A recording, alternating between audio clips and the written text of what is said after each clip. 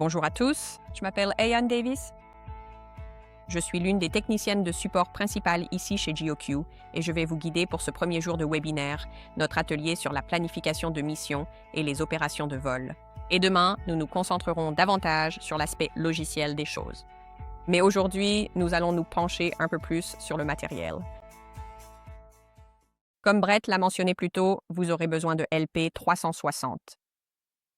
Dans la seconde moitié de notre présentation d'aujourd'hui, où nous allons en fait traiter quelques données et agir un peu comme si nous étions les opérateurs de vol sur le terrain, voir comment vérifier nos données et ce genre de choses. Alors pour commencer, voici un aperçu du programme que nous allons couvrir aujourd'hui. Ce sera donc notre présentation du matériel. Il existe plusieurs options différentes, configuration et exigences des stations de base, disposition et options des points de contrôle, planification de vol, opération de vol, vérification des données sur le terrain, ce qui est très important, et le post-traitement des données LIDAR ainsi que l'estimation de la précision. Il y a quelques prérequis que nous supposons lorsque vous assistez à nos formations. Le premier est que vous êtes ou avez travaillé avec un pilote de drone expérimenté qui connaît déjà certaines de ces plateformes et les missions de relevé. Nous supposons également que vous avez une certaine expérience en topographie et que vous connaissez des termes tels que PPK, RTK et les bases du fonctionnement d'une station GNSS. D'accord? Voici donc un aperçu général du matériel compatible avec LP 360. Vous avez des options pour des scanners 3D et 2D selon vos besoins. Chez GeoQ, nous proposons plusieurs charges utiles TrueView différentes, avec divers scanners et différents niveaux de qualité et d'intensité de données en gros. Vous pouvez obtenir beaucoup plus de données si vous montez en gamme vers nos séries 6sense ou 7sense par exemple, par rapport à notre TrueView 1 Lite et à la série 5sense, qui sont un peu plus faciles à gérer pour vos ordinateurs. Comme mentionné, vous avez aussi la possibilité d'utiliser des capteurs 2D. Il peut s'agir de votre DJI Phantom 4, de votre M300 RTK, de la caméra P1 et bien plus encore. Nous allons maintenant passer en revue la configuration générale de deux de nos capteurs. Voici donc notre charge utile 535 VC. Elle possède une carte APX15 qui provient de la société Applanix Tramble. Elle dispose d'une batterie intégrée. C'est l'une des seules charges utiles à proposer cette option. Vous pouvez donc avoir cette source d'alimentation supplémentaire si nécessaire. Elle possède 3 caméras de 26 mégapixels et elle est équipée d'un scanner ESI. Cela permettra 3 échos lors de la collecte, ce qui est indispensable pour la classification du sol et d'autres méthodes. Voici une présentation de nos 655 et 660. Ils ont tous les deux une structure très similaire. Ils ont juste une carte APX différente à l'intérieur. Il sera livré avec un scanner laser Rigel Mini Vux.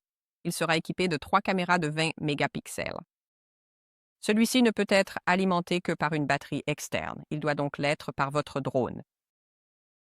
Et il y a la possibilité de faire votre transfert de données par USB. Toutes nos charges utiles sont donc livrées avec leur propre USB. Vous nous entendrez aussi les appeler UMS. Ces charges utiles peuvent être intégrées à diverses plateformes de drones. Pour en citer quelques-uns que nous testons ici en interne, il y a l'Inspired Flight 1200A, les DJI M3sense, M350 et maintenant le M4sense, l'Alta-X, un BFD, le Skyfront Perimeter 8 et le Harris H6 sont parmi les plus couramment utilisés. Mais si vous avez besoin d'un support personnalisé, faites-le nous savoir et nous ferons de notre mieux pour y répondre. Comme je l'ai dit, votre charge utile TrueView sera livrée avec un kit de montage pour votre drone spécifique. Voici une petite vidéo rapide sur la façon de le fixer. Nous pouvons vous en fournir une copie si vous le souhaitez. Plus tard aujourd'hui, nous verrons également comment monter notre charge utile et nous connecter à l'interface web, qui permet de gérer le stockage des données et le début de vos missions, des choses comme ça. Comme vous le voyez, lors du montage du support sur la charge utile, tous ces composants sont inclus, y compris le loctite. C'est très important lors de la fixation du support car cela garantit que les vibrations ne desserrent pas les vis. Ainsi, vous n'avez pas à vous soucier des interférences dues aux vibrations. C'est donc un élément très important. Comme je l'ai dit, tous ces composants seront inclus. Cela dépend bien sûr de votre support spécifique. Ici, il s'agit d'un drone M350, mais tous les drones qui ont été mentionnés précédemment auront, chacun, leur propre configuration de montage.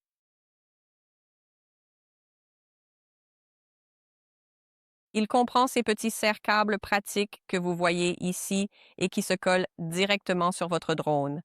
Cela évite que les câbles ne se baladent et ne se prennent potentiellement dans les hélices, ce qui serait une très mauvaise expérience pour toutes les personnes concernées. Nous veillons donc à en inclure quelques-uns pour vous. Ensuite, l'installation de votre charge utile est très facile. Il suffit de tirer sur la petite languette que vous voyez là jusqu'à ce que le rouge apparaisse. Assurez-vous que la charge utile est bien alignée avec les chevilles, puis poussez la languette jusqu'à ce que le rouge disparaisse. Encore une fois, nous y reviendrons plus tard dans notre présentation où vous pourrez mettre cela en pratique. D'accord, comme je l'ai dit, c'est ce qu'on appelle un support PLE qui permet une installation rapide et facile. Comme vous le voyez dans notre vidéo, cela ne prend que quelques secondes. Il faut faire un petit test de secousse après avoir fixé votre charge utile. Sinon, les chevilles risquent de ne pas être bien alignées, c'est donc un moyen de s'assurer qu'elle est bien fixée. Vous devez vous assurer que votre charge utile est alignée avec l'avant du drone. C'est très important pour s'assurer que vos données sont collectées de la bonne manière. Comme je l'ai dit, poussez la charge utile dans les fentes de l'adaptateur. Il y aura 4 chevilles individuelles. Assurez-vous qu'elles soient bien alignées avec le bas du support. Pour le stockage des données, comme mentionné précédemment, une clé USB est incluse avec chaque achat de charge utile. Il s'agit d'une clé USB de 32 gigaoctets qui possède aussi des protections contre les problèmes de SME. Vous pouvez donc l'insérer dans votre charge utile avant le vol, puis voler avec elle. Le format FAT32 est requis si vous décidez d'utiliser une clé USB plus grande pour les transferts de données. Premièrement, vous ne pouvez pas voler avec celle-ci. Volez uniquement avec celles qui sont protégées contre les IEM. Et assurez-vous qu'elle soit au format FAT32 pour garantir le transfert des données. Il est possible de voler sans que la clé USB ne soit installée sur votre charge utile. Il y a 128 gigaoctets de stockage sur toutes nos charges utiles. C'est donc un stockage interne. C'est d'ailleurs recommandé pour les vols d'endurance. Si vous savez que vous allez effectuer un très long vol, il vaut mieux tout transférer à la fin. Si vous décidez de voler sans clé USB, il vous suffira de poser votre charge utile, de l'éteindre, d'insérer la clé, de la rallumer et le transfert commencera. Très bien, passons aux exigences de la station de base. Les charges utiles TrueView utilisent des solutions PPK. Il n'y a pas d'option pour le RTK. Les signaux GNSS doivent donc être enregistrés pendant toute la durée du vol. Pour nos charges utiles, nous avons 3 options de traitement, surtout pour ces cartes APX. La première option est ce qu'on appelle la base unique. La base unique s'applique si vous avez votre propre station ou si vous utilisez une station locale dont vous téléchargez les données d'observation. La deuxième option est la Smart Base. La Smart Base est une station de référence virtuelle qui utilise les réseaux de base. Elle effectue une triangulation entre les réseaux les plus proches et sert de secours fonctionnel en cas de besoin. Cela nécessite des points LP360, gardez-le à l'esprit car c'est un abonnement payant. Idem pour le Trimble Center Point RTX ou PPRTX. C'est un autre abonnement payant. Celui-ci a une couverture de presque 100% aux États-Unis, donc si vous êtes dans une zone rurale, puisque ces 2 services sont payants, il vaut mieux choisir l'option PPRTX plutôt que SmartBase pour garantir votre couverture. Bien, pour passer en revue nos exigences, si vous gérez votre propre station de base, il faut le support L1, L2. Le support satellite ou le support L1, L2. Un minimum de constellations GPS et GLONASS doit être observé lors de vos relevés. Si vous utilisez votre propre station de base, elle doit être au format RINEX ou au format TOS. TO1 ou TO2 pour être importée dans LP360. Elle ne reconnaîtra pas d'autres formats. Pour votre station de base, vous devez vous assurer d'avoir la latitude, la longitude et les coordonnées de hauteur ellipsoïdale pour cet emplacement précis. Si vous ne les avez pas, vous pouvez passer par Opus pour générer ces informations.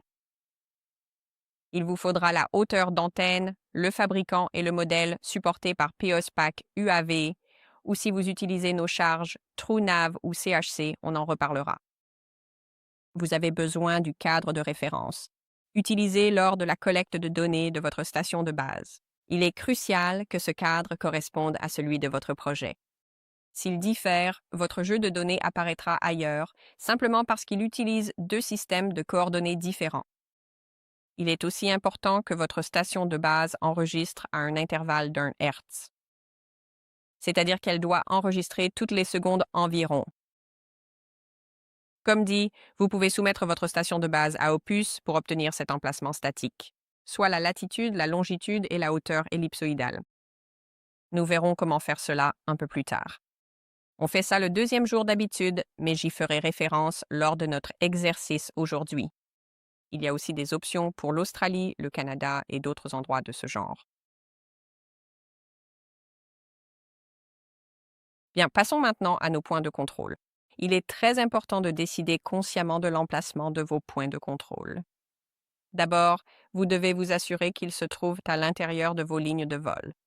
Si on regarde ici, ils sont bien à l'intérieur. Rien ne doit se trouver sur le bord extérieur. Si vous les placez là, vous aurez moins de chances d'avoir une couverture suffisante pour une précision optimale. Veillez aussi à avoir des points au coin de votre projet pour obtenir une estimation globale de la précision. D'autres points peuvent être répartis uniformément sur tout le projet après cela. Vous devez essayer de vous assurer que vos points sont visibles sur plusieurs images différentes, car vous pouvez les utiliser pour localiser le centre de votre cible. Si vous devez utiliser ce qu'on appelle le mode de mesure ou quelque chose du genre, voyons voir. Si vous avez un projet avec une variation d'élévation importante, il est très important d'avoir une cible à chacun de ces points d'élévation. Sinon, vous pourriez manquer une partie de l'estimation ou il pourrait y avoir un élément dans votre trajectoire qui pourrait impacter ces zones. Vous voulez donc vous assurer d'avoir une représentation de toutes ces surfaces. Vous devez vous assurer que vos points de contrôle sont sur des surfaces lisses et planes au mieux de vos capacités. Et vous voulez vous assurer qu'il n'y a pas d'objets verticaux à proximité. Donc pas de bâtiments, pas de bermes, de végétation, des choses comme ça. Il se peut donc que vous deviez aplatir l'herbe ou l'éloigner de certains arbres ou autres, pour vous assurer d'obtenir des mesures précises sur ces points. Nous avons quelques types de cibles différents qui peuvent être utilisés dans LP360. Nous avons donc une cible au sol en 2D et une cible au sol en 3D. Les deux dont nous parlons aujourd'hui peuvent être utilisés pour l'estimation en 3D. Ces cibles en 2D seront donc un damier plat ou un cercle concentrique. L'utilisation des couleurs noir et blanc nous permet d'estimer les centres plus efficacement dans LP360, parce que les valeurs d'intensité sont mesurées par le scanner laser et non par la caméra. Vous obtenez ainsi une mesure plus robuste. Comme je l'ai dit, il estimera le X et le Y, mais il fera une interpolation de la valeur Z sur toute la cible en utilisant les voisins les plus proches plutôt que de choisir un seul point au centre de la cible. Parce que les données LIDAR sont intrinsèquement aléatoires dans la façon dont elles sont collectées, elles sont projetées et peuvent varier selon votre surface, votre vitesse, votre plan de vol, des choses comme ça. Vous n'obtiendrez donc pas toujours un point directement au centre. C'est pourquoi cette interpolation est très importante pendant ce processus. Pour les cibles en 3D, chez GeoQ, nous proposons ce qu'on appelle une étoile de précision. Cette étoile de précision possède 6 réflecteurs sur ses petits bras qui permettent une mesure plus robuste. Ainsi, vous pourriez utiliser moins de ces types de cibles que pour la 2D et obtenir le même niveau de précision, le même niveau de mesure ici. Vous placeriez l'antenne GNSS au centre, en haut, pour obtenir cette mesure. Vous avez la possibilité de connecter un récepteur GNSS sur le dessus. Vous l'installeriez généralement sur un clou d'arpentage ou un monument pour obtenir cette mesure. Il y aura une séparation verticale entre le clou d'arpentage et la hauteur de référence de l'étoile de précision, comme vous le voyez ici, mais il y a ce qu'on appelle un décalage H que vous pouvez estimer à l'aide d'un mètre ruban. Nous avons une petite vidéo à ce sujet qui va s'afficher et qui sera intégrée dans LP 360. De cette façon, il peut compenser cette différence de hauteur. Il y a donc quelques avantages à utiliser l'Accuracy Star plutôt que les cibles en 2D. L'un des plus importants est le fait qu'elle soit très précise car elle est capable d'utiliser des mesures à la fois robustes et précises grâce à ses multiples réflecteurs. Même si vous n'en touchez que, vous savez, 3, tant qu'ils sont sur des extrémités différentes de l'étoile, vous obtiendrez une très bonne mesure, d'autant plus que la longueur est fixe pour tous les composants de cette Accuracy Star. Le point suivant est qu'elle est complètement séparée du terrain sous-jacent. Donc, si vous avez un endroit très boueux ou avec beaucoup de hautes herbes ou quoi que ce soit de ce genre, vous pouvez toujours obtenir une mesure très précise, contrairement à si vous utilisez vos cibles en 2D, où votre cible pourrait, vous savez, s'enfoncer dans la boue, ou peut-être que l'herbe finit par recouvrir votre cible, ce genre de choses. C'est donc incroyablement utile pour ces terrains plus accidentés. Il est important, si vous utilisez une Accuracy Star, de l'installer à la plus grande hauteur possible par rapport au sol. De cette façon, vous vous assurez d'avoir cette séparation complète pour obtenir ces mesures. La seule chose qui va vraiment impacter la détection de ces cibles, ce sont en fait vos paramètres de vol.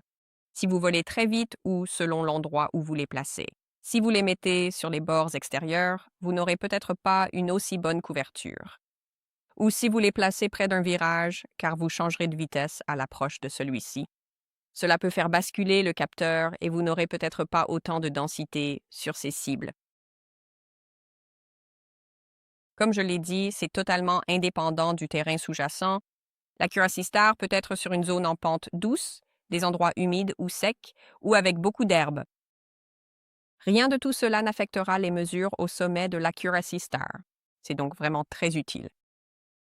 Encore une fois, ce sont les paramètres de vol qui vont réellement impacter la qualité de détection de ces cibles.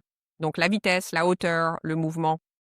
Il est donc très important d'essayer de les placer un peu plus vers l'intérieur et pas près des virages pour garantir une densité de points uniforme sur le dessus.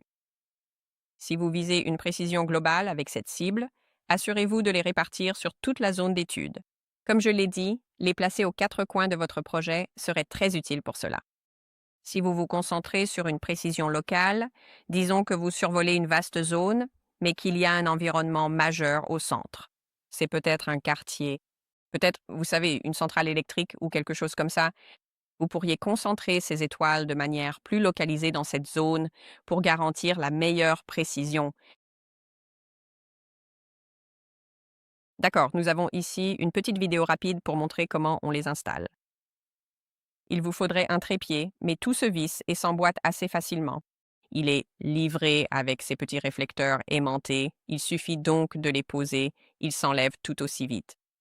Il y a aussi cette petite loupe pour voir le clou d'arpentage en dessous et un petit niveau à bulles intégré pour s'assurer que tout est bien à plat.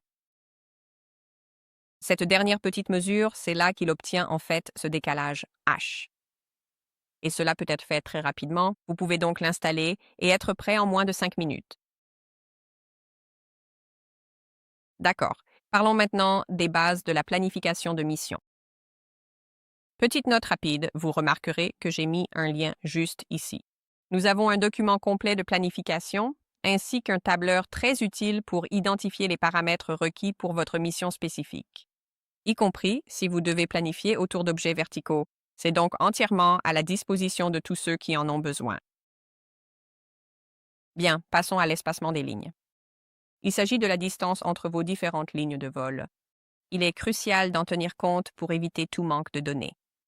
Si vous savez qu'il y a un objet vertical qui se trouvera ici au centre, comme vous cherchez un chevauchement des deux côtés pour obtenir plus de points sur cette cible, vous devez y penser, peut-être en réduisant l'espacement des lignes pour avoir une meilleure couverture, ce genre de choses.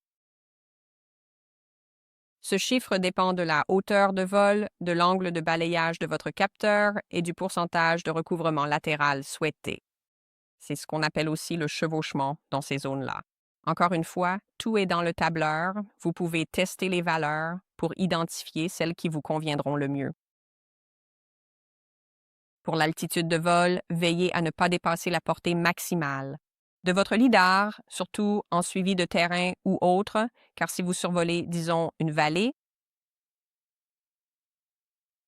attendez un instant. Voilà, si vous survolez une vallée sans suivre le relief, vous pourriez remarquer qu'au fond de la vallée, il manque beaucoup de points, vous n'en collectez pas. Cela peut être dû au dépassement de la portée du lidar. Gardez-le à l'esprit. À basse altitude, la fauchée sera plus étroite, ce qui signifie donc qu'il y aura moins de couverture au sol, mais en revanche, le nuage de points sera beaucoup plus dense et précis. Les altitudes recommandées que nous utilisons ici, dans ce contexte particulier, sont d'environ 80 mètres pour la série 500 et 100 mètres pour la série 600, ce qui permet d'obtenir des résultats optimaux selon les besoins de chaque projet. D'accord. L'angle de balayage. C'est l'angle par rapport au nadir à partir duquel votre lidar sera coupé. Pour la plupart des charges TrueView, c'est 40 degrés, soit 80 degrés au total sous votre charge. On peut l'augmenter un peu selon la charge utile elle-même pour produire une fauchée plus large. Mais avec ces angles larges, on peut avoir de mauvais angles d'incidence sur les bords, les données seront moins précises. On recommande donc généralement de rester dans, vous savez, ces paramètres-ci. Le seul modèle qui me vient à l'esprit, avec un angle de balayage un peu plus petit que les autres, c'est le 540. Pour celui-là, je dirais que l'angle de coupe est d'environ 35 ou 36 degrés, donc on est à peu près à 70 degrés, contre 80 pour les autres modèles habituels. D'accord, le recouvrement latéral. On appelle aussi cela le recouvrement latéral. C'est là que vous obtenez ces chevauchements entre vos deux lignes de vol. C'est utilisé pour l'alignement des lignes de vol plus tard. Cela permet de s'assurer que vos données sont bien alignées avec nos outils d'alignement de bande, car il peut y avoir des erreurs dynamiques dans votre trajectoire, dues au mouvement ou au vent pendant le vol. Et ce chevauchement est vraiment très utile pour garantir la précision de votre nuage de points. Il faut donc s'assurer que c'est bien présent. Aussi, pour un nuage de points d'objets verticaux, il faut généralement les prévoir entre deux lignes de vol, parce qu'on veut les atteindre sous les deux angles. Ainsi, on a une vraie représentation de l'objet vertical et pas seulement un seul côté. D'accord. Comme je l'ai dit, cela augmentera votre densité de points dans ces zones. Les objets importants doivent donc généralement se trouver dans cette zone. C'est aussi un excellent endroit pour placer vos cibles car vous obtenez une mesure des deux côtés et vous avez bien plus de chances de détecter la cible complète. Un recouvrement de 50% signifie que l'espace entre vos lignes de vol sera couvert deux fois. Comme je viens de le dire, c'est juste une autre façon de le formuler. Mais une autre chose qui peut créer une marge d'erreur, ce ne sont pas seulement vos paramètres de vol. Ce sera aussi la variation du terrain. Il faut donc prendre tout cela en compte lors de la planification de votre vol. Le terrain est donc très important. Maintenant, surtout pour les objets verticaux, nous avons ce qu'on appelle un manque de données. C'est là qu'il vous manque des sections de vos données. Ici, on voit la canopée, nos angles de balayage sous nos vols, et puis ces petits endroits qui semblent incomplets. C'est parce que les paramètres de vol ne nous ont pas permis de capturer cette partie. C'est pourquoi vous devez tenir compte des objets verticaux lors de votre planification, car j'ai vu cela arriver très souvent avec des lignes électriques, la canopée ou des bâtiments, et il faut alors recommencer le vol. D'accord, donc cela finit par gaspiller des ressources et du temps. Alors, prenez vraiment un peu de temps pour utiliser cette feuille de calcul.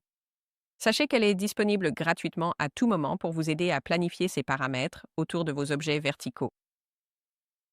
Voici un exemple de ce à quoi ressemble cette feuille de calcul lorsque vous essayez de planifier cet espace vertical. Vous pouvez voir juste ici, c'est la surface verticale, donc ce serait tout ce que vous essayez de mesurer. Vous pouvez l'entrer et elle vous donnera automatiquement toute une série de paramètres. Très bien, nous avons donc quelques recommandations générales pour nos vols, soit pour un usage général, une couverture maximale ou une canopée dense. Pour vos usages généraux, vous aurez ce champ de vision de 40 degrés. Vous volerez à environ 60 mètres de hauteur. C'est généralement ce que nous faisons ici chez GOQ. À notre siège social, nous volons à 60 ou 70 mètres. Cela vous donnera une fauchée d'environ 100 mètres sous chaque ligne de vol. Nous allons faire un recouvrement latéral de 25% avec un espacement de 75 mètres. Vous remarquerez peut-être que nous utilisons beaucoup les mètres ici. Donc si vous utilisez les pieds, veillez à bien convertir ces valeurs lors de la planification de vos missions. Pour une couverture maximale, vous noterez que nous élargissons l'angle de balayage ou le champ de vision de 10 degrés. N'oubliez pas que cela dépend entièrement de votre charge utile. Assurez-vous donc de vérifier la couverture ou le champ de vision de votre caméra et de votre lidar. Par exemple, pour le 540, la raison pour laquelle son angle de coupe est de 35 ou 36 degrés n'est pas parce que le lidar ne collectera rien. Le lidar peut collecter beaucoup plus de points sur les bords extérieurs. Cependant, la caméra ne peut pas les coloriser car il n'y a qu'une seule caméra juste sous la charge utile. Donc, si vous l'ouvrez davantage, vous aurez des points non colorisés. D'accord, gardez cela à l'esprit lorsque vous vérifiez ces points. Pour cette couverture maximale, vous augmenterez la hauteur de vol jusqu'à 75 mètres, ce qui élargira la fauchée. Vous utiliserez également, pour ce même recouvrement de 25%, un espacement de ligne plus grand, donc ce sera 135. Cela signifie que vous aurez une densité de nuages de points plus faible que pour l'usage général. Maintenant, pour la canopée dense, et cela vaut pour toute végétation, vous voudrez probablement voler plus bas. Vous voyez, nous avons en fait réduit cette hauteur de vol de moitié. Nous réduisons également ce champ de vision à 30 degrés, car nous voulons que nos points soient beaucoup plus localisés, nous voulons éviter les mauvais angles d'incidence, et l'espacement des lignes sera bien plus réduit. Généralement, avec une canopée dense ou de la végétation, vous devrez aussi effectuer un balayage croisé. Cela vous donne plus de chances de pénétrer cette canopée pour atteindre le sol, car vous l'atteindrez sous différents angles avec ce motif en hachure, contrairement à une direction unique. Nous avons aussi ces tables de consultation dans la feuille de calcul que j'ai mentionnée plus tôt, qui vous donneront des recommandations pour l'angle de balayage de votre capteur, l'altitude et ce genre de choses. Ainsi, vous n'avez pas à deviner quels paramètres fonctionneront pour vous sur le terrain. Nous vous fournirons, vous savez, tout ce dont vous avez besoin pour réussir la planification de votre mission. Nous en avons une spécifique pour chaque charge utile. Si vous ouvrez cette feuille de calcul, je vais même l'ouvrir dans un instant pour que vous puissiez la voir, mais elle contiendra un onglet pour chaque charge utile que nous proposons. De cette façon, vous aurez des paramètres de vol uniques pour chacune d'elles.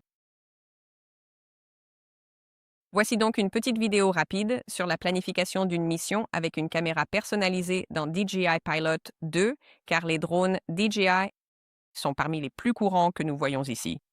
C'est aussi une méthode très conviviale pour planifier votre mission, d'où sa grande popularité.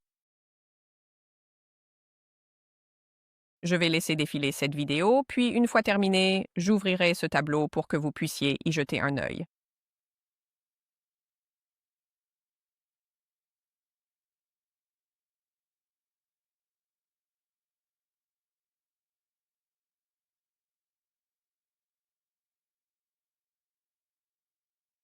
Vous pouvez voir que nous avons des plans de mission qui ont déjà été importés, donc le champ de vision et ce genre de choses.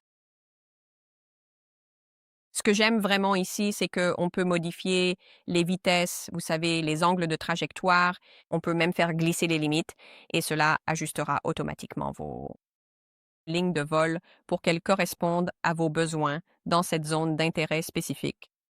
C'est donc vraiment très simple d'utilisation. Maintenant, je vais mettre ceci en pause un instant. Nous reviendrons sur le reste, notamment l'interface web, mais je voulais juste vous montrer la feuille de calcul de planification. Alors, voici à quoi elle ressemble.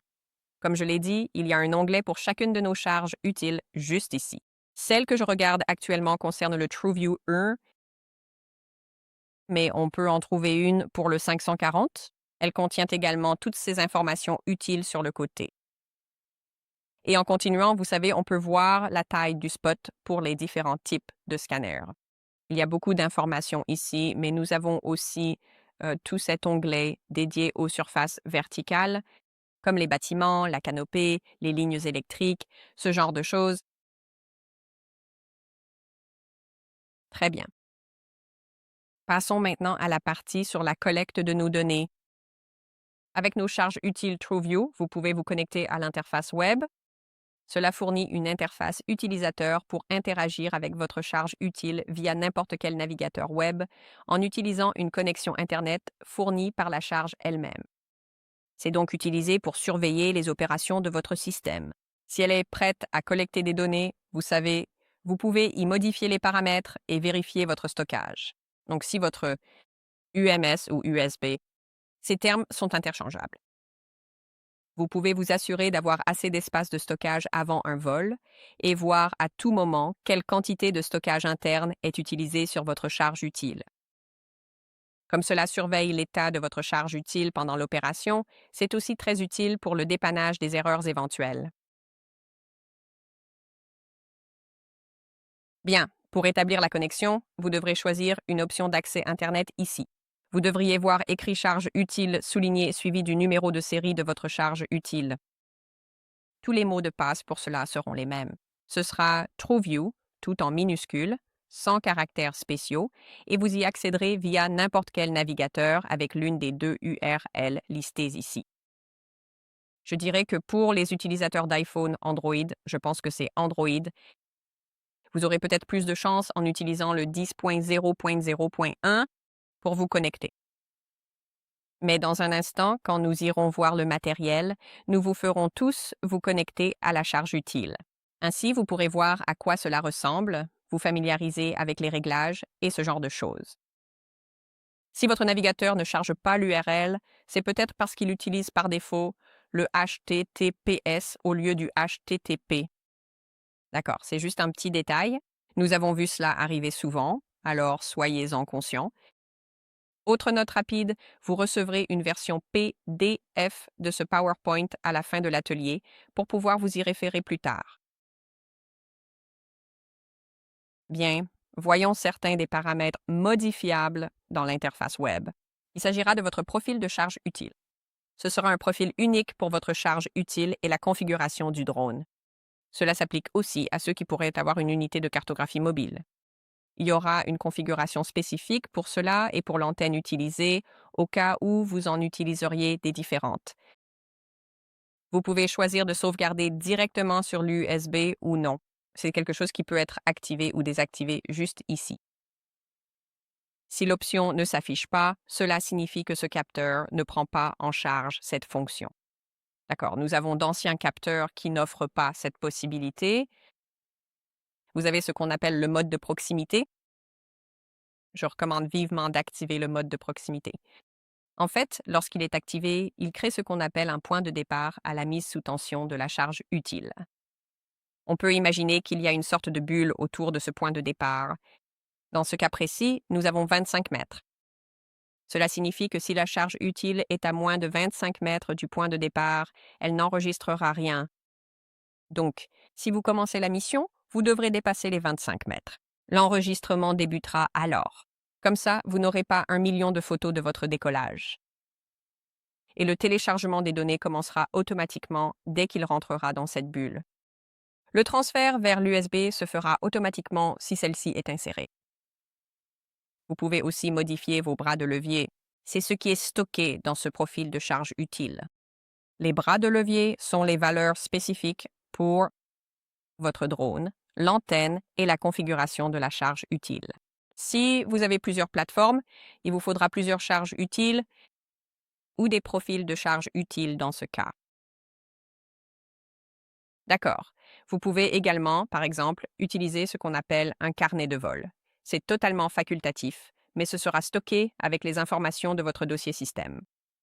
Nous avons un petit modèle que vous pouvez importer ici pour saisir des infos comme la date, l'heure, le type de mission, l'état du sol, la météo, des choses que vous voudriez documenter en parallèle de votre collecte de données.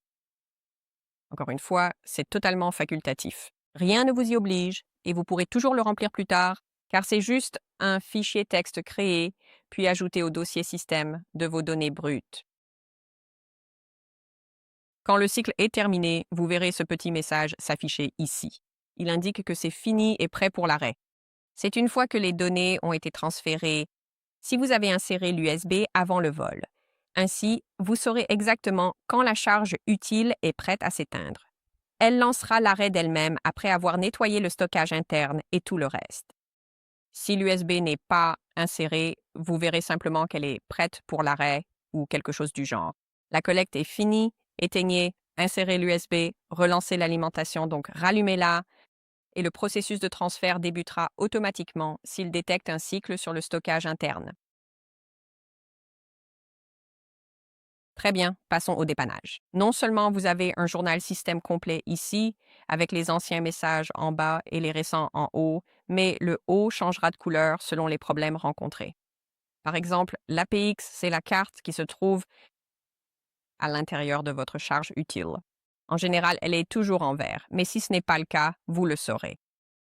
Vous pouvez voir le GNSS, ce sont vos connexions satellites. Celui-ci est en rouge, cela indique qu'il y a un problème. On sait que c'est lié à nos satellites. Peut-être qu'un objet vertical proche crée des interférences, il y a peut-être un souci d'antenne ou quelque chose du genre. On sait donc sur quoi porte le dépannage.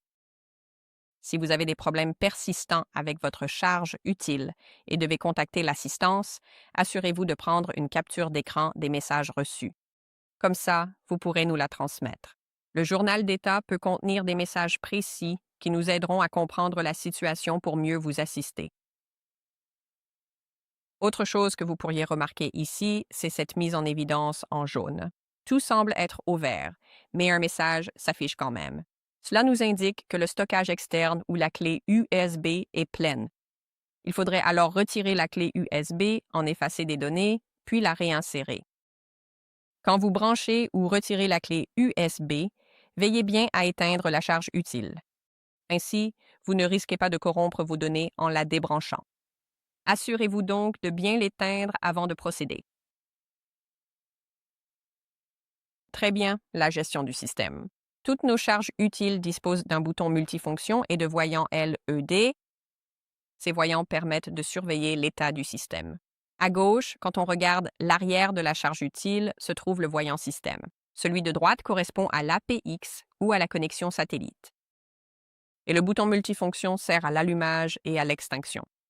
Même si ces LED sont là, je recommande vivement d'utiliser l'interface web, car vous obtiendrez bien plus d'informations sur ce qu'il se passe qu'avec ces voyants LED.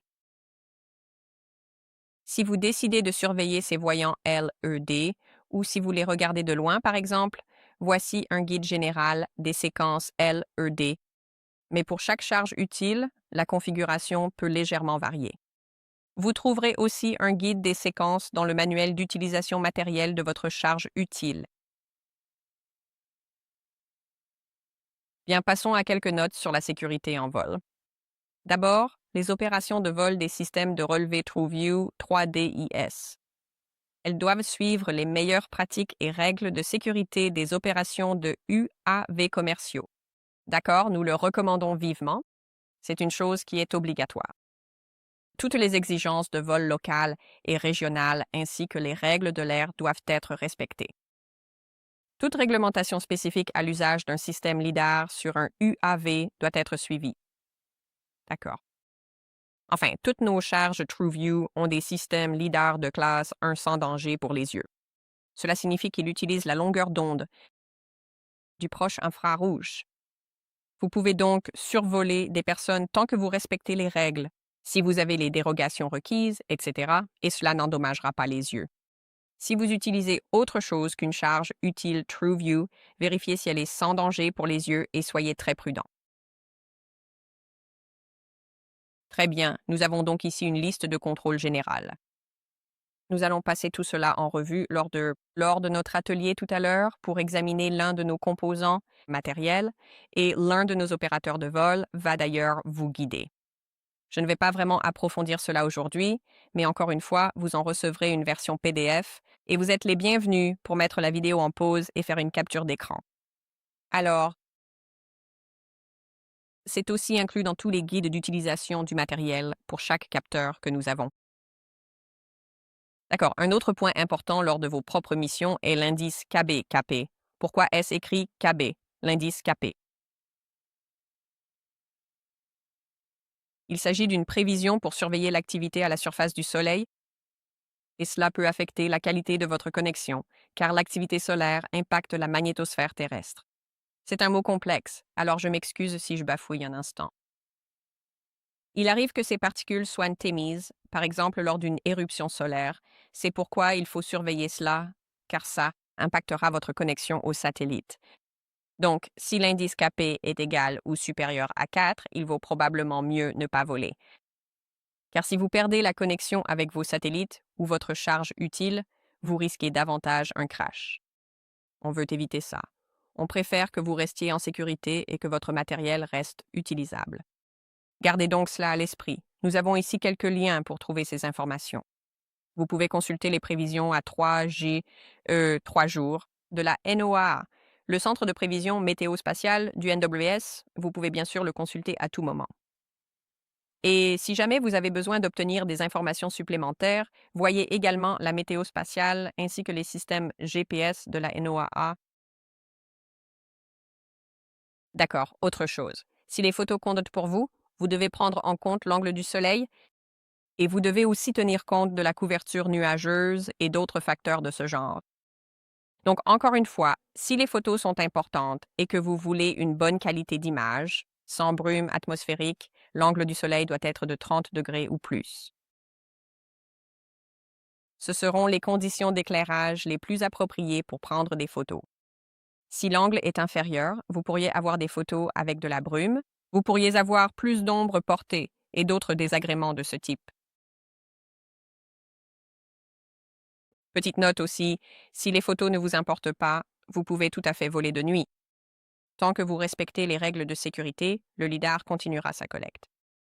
La lumière n'est pas forcément nécessaire pour le lidar puisqu'il utilise un laser.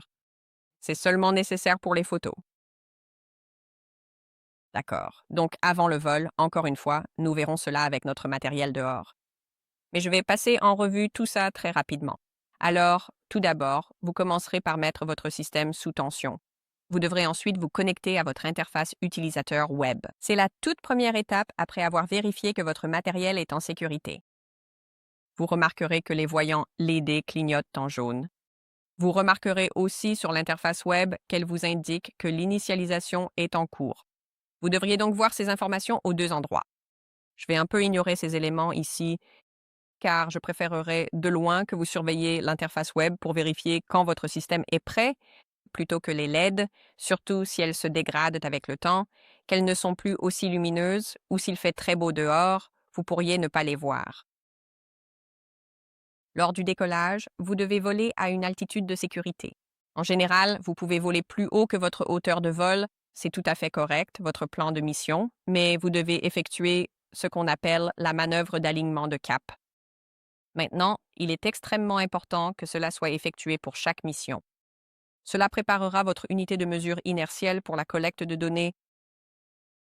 Après cela, vous pouvez alors lancer votre mission et poursuivre votre vol.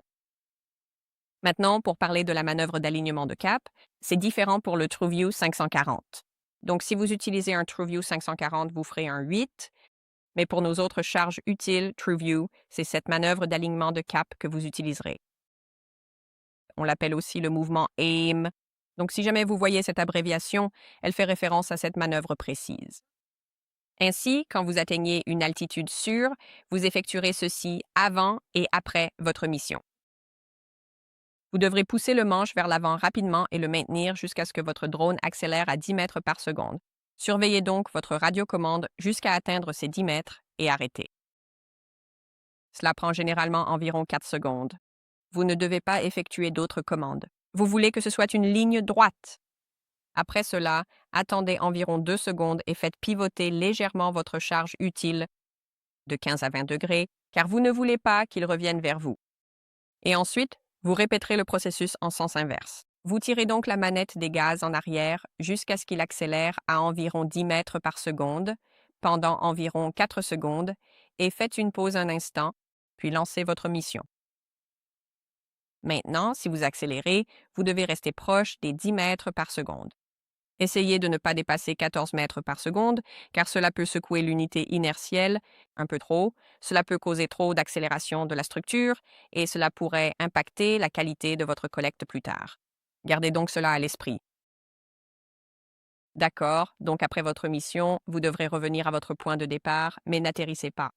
Vous devez à nouveau effectuer cette manœuvre d'alignement de cap avant de le faire redescendre.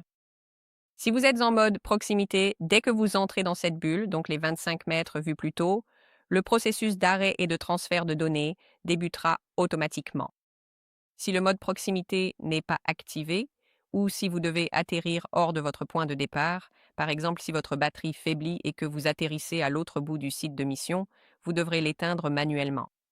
Ainsi, une fois au sol, vous devrez maintenir enfoncé le bouton multifonction de votre charge utile pour l'éteindre. Si vous avez une clé USB insérée, connectez-vous à l'interface web et surveillez le statut avant l'extinction manuelle pour garantir le bon transfert de vos données. Si vous surveillez les voyants système, comme ici, ils nous indiqueront quand l'appareil est prêt. En regardant les voyants système, ils deviendront blancs fixes lorsqu'ils seront prêts pour l'extinction. Une fois que tout cela est terminé, vérifier vos données sur le terrain est crucial car nous voulons vous éviter de devoir refaire un vol si un incident survenait. Si vous perdez la connexion satellite, par exemple, vous pouvez effectuer ce qu'on appelle un rapport de trajectoire en temps réel de contrôle qualité uniquement. Cela ne traite pas votre trajectoire. Cela ne fait que l'afficher. Vous pouvez donc la vérifier durant tout le vol. Cela s'effectue directement sur votre ordinateur. C'est donc exécuté localement. Et cela ne nécessite aucune licence supplémentaire ni aucun fichier additionnel. Il vous faut juste les données brutes et votre ordinateur avec le logiciel installé. Encore une fois, ces résultats ne sont pas traités, ils ne sont donc pas valables pour la livraison finale du produit. Mais vous pouvez tout de même générer un nuage de points à partir de ceux-ci. Ainsi, vous vérifiez que la zone prévue est couverte et que la colorisation correspond à vos attentes. C'est donc une petite vérification rapide possible. Nous avons une fiche entière dédiée aux différentes méthodes de vérification sur le terrain que nous recommandons. Et ce PowerPoint vous sera fourni à l'issue de notre présentation. Ainsi, vous pourrez consulter n'importe lequel de ces liens à tout moment. Très bien. Lors de l'examen de votre rapport de trajectoire, il y a plusieurs points sur lesquels nous reviendrons plus tard dans la présentation. Ceci met simplement en évidence quelques-uns de ces points clés, mais généralement, cela se fait après avoir exécuté votre Smart Base, Single Base ou PPRTX, une fois que vous disposez de toutes ces informations supplémentaires. D'ordinaire, pour le simple contrôle qualité, vous ne regarderiez que ces premiers points ici. Nous disposons de 3 capacités de traitement de trajectoires différentes selon votre charge utile spécifique. Nous avons donc ici une référence pour ces différents rapports. D'accord. Dans LP 360, vous pouvez aussi archiver vos données. C'est une sauvegarde fonctionnelle et on vous conseille de le faire sur le terrain. Ainsi, vous aurez votre copie originale dans LP 360, mais aussi une archive compressée pour plus tard. Le gestionnaire d'archives de LP 360 utilise en fait l'outil Robocopy. Il vérifie l'intégrité des données avant et après le transfert pour s'assurer que rien n'a été corrompu durant le processus. Chez GeoQ, on utilise aussi Terracopy pour copier des fichiers ou des projets de ce genre.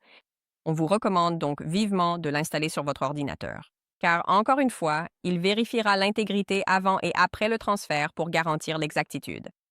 L'outil de copie de Windows ne fait pas cela. D'accord, gardez cela à l'esprit. Aujourd'hui, nous allons configurer notre archive, voir comment ça marche et à quoi ça ressemble. Vous pouvez aussi archiver des vols et les envoyer sur le cloud si vous avez un espace de stockage. Nous avons 2 jeux de données d'exemple pour aujourd'hui car on nous a prévenu.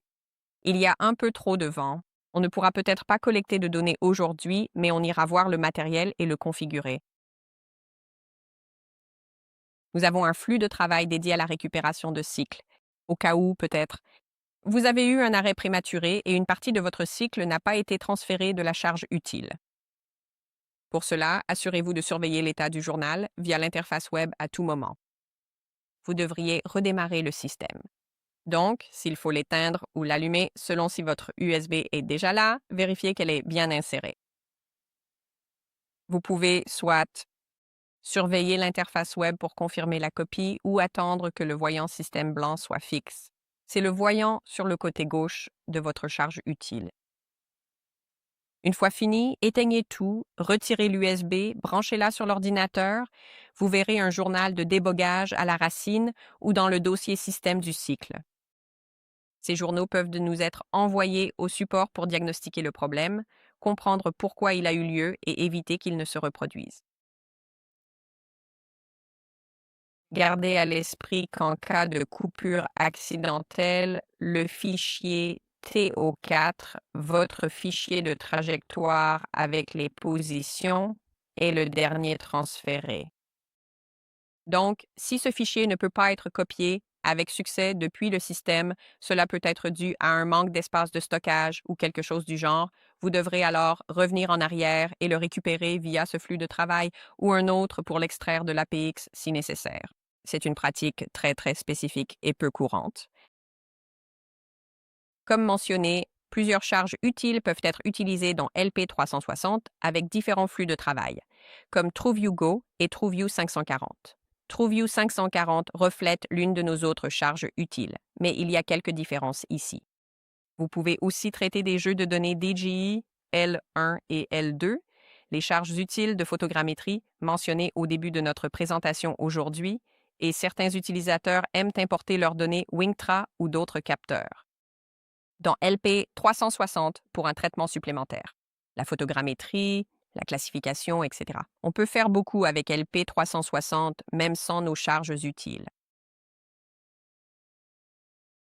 Est-ce que quelqu'un a des questions sur les informations d'aujourd'hui? Je sais que je vous en ai beaucoup dit.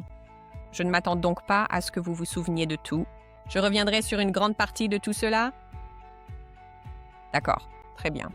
Alors, si nous n'avons pas de questions, nous pouvons faire une petite pause rapide et je vais m'assurer que tout est prêt pour que nous puissions y retourner et vous faire examiner l'une de nos charges utiles.